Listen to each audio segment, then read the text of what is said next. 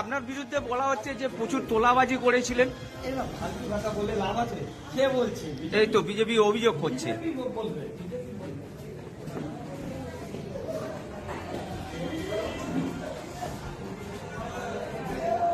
আপনারা জানেন এই মহিদুল সেই মহিদুল যে গরিব বাঁচাও কমিটি করে গরিবের টাকা আত্মসাৎ করেছে এবং শিক্ষকদের যে শিক্ষক সেল তৈরি করে তৃণমূলের শিক্ষক সেলের নেতা ছিল এবং সেই শিক্ষকদের চাকরি বাঁচানোর নাম করে লক্ষ লক্ষ টাকা দুর্নীতি করেছে। এবং আপনারা জানেন 2022 সালে এই যে উপপ্রধান নিমাই দেবব্রত ভট্টাচার্য এর অস্বাভাবিক একটা মৃত্যু ঘটে ওই সময় 2022 সালে।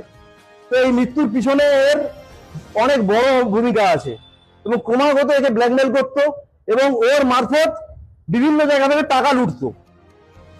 তো তার পরিণাম স্বরূপ সেই প্রেস বা সেই পেশাব নিতে পারেনি এবং যার মৃত্যু 2022 সালে হয়েছিল এবং অস্বাভাবিক মৃত্যু হয়েছিল, এখনো সেটা পরিষ্কার তদন্তের আওতায় আসেনি। এবং আমরা সরকার পরিবর্তন হওয়ার পরে সিএম এর আশ্বাসের এতে এই মুহূর্তে পুলিশ প্রশাসন পুনরায় সেই কেস রিওপেন করেছেন এবং সেই কেসে ইনি অ্যারেস্ট হয়েছে।